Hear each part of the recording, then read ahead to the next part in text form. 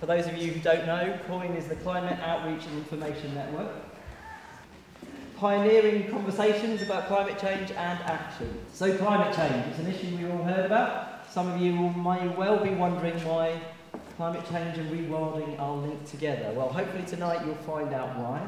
Tonight is all about rewilding and George Monbiot's latest book called Feral. We've got issues. We've seen a rise in climate scepticism. The media become rather dull to the issue. And the political consensus is becoming a little shaky, and so the time to act and re-engage with the issue is now. And COIN has been trying to, and winning at, creating a different conversation with different people, and we want to continue that. And that's one of the reasons tonight we wanted to get involved, because rewilding sets a vision that a lot of people want to buy into. I would like to introduce George Monbiot, but he can't hear me in the back, so could you give him a round of applause? Over to George!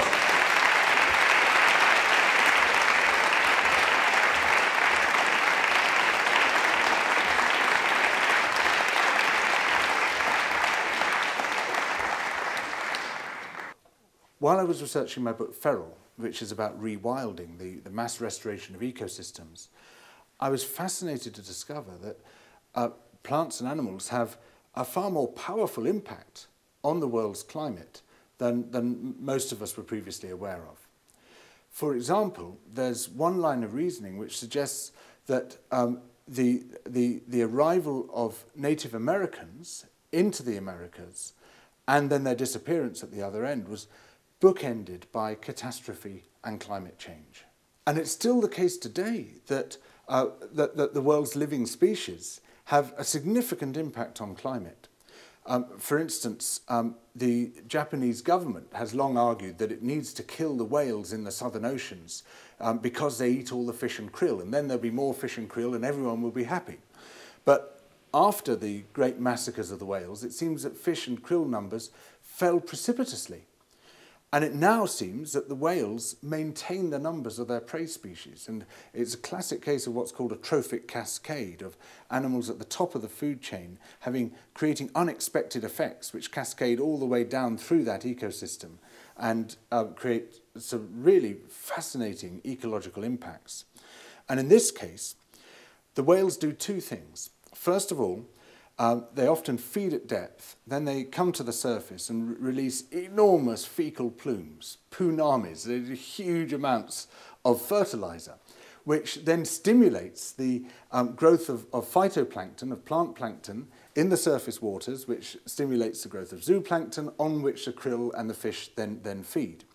The other thing they do, and this is a far less expected effect, I suppose, is they create a great deal of mixing. Really very significant amount of mixing indeed. By plunging up and down through the water column, they are pushing the plant plankton, which was sinking away into the abyss, back up into the photic zone, into the zone where it can photosynthesize because there's enough light.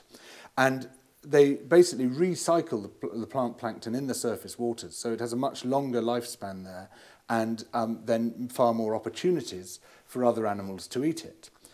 And with those two impacts, by stimulating the growth and the longevity of plant plankton, whales seem to be responsible for sequestering large amounts of carbon dioxide, because when eventually it's gone through its cycles, that boosted population of phytoplankton sinks away into the abyss. It takes with it the carbon that it had absorbed from the atmosphere. And one estimate suggests that even with the current very depleted population of sperm whales, just in the southern oceans alone, they are removing a net 200,000 tonnes of carbon every year. Now, if you extrapolate that to all sperm whales, indeed to all species of whales all around the planet, at their historical populations, their pre-exploitation populations, it must have been tens of millions of tonnes of carbon. And another study suggests that whaling added around 100 million tonnes of carbon to the atmosphere merely by slaughtering and then burning the whales. So the return of the great whales could be seen as a benign form of geoengineering. The book's only been out for a few days, but already I've found it's being received warmly in places I really would not have expected to be able to reach. I mean, there have been good reviews in The Spectator, The Sunday Telegraph. It's almost surreal. And the reason, I think, is that despite the fact it's a very radical environmental charter, it's got hope in it. It's got optimism in it. It's a positive environmentalism. And what I've realized from this is that people are prepared to hear about the bad stuff if you're also giving them some good stuff. If you've got a positive message, if you're saying things can get a heck of a lot better, it's not just that we're going to try to make them a little bit less worse than they would otherwise have been, we can actually bring about a great transformation which will see a reversal of the degradation and the destruction which we've become so used to. Then they're ready to hear about the other stuff and ready to become very frustrated by it and say, let's just get all this rubbish out of the way, these stupid landowners and stupid fossil fuel companies and stuff, and let's get to this wonderful vision which we've heard about, because there's something we want.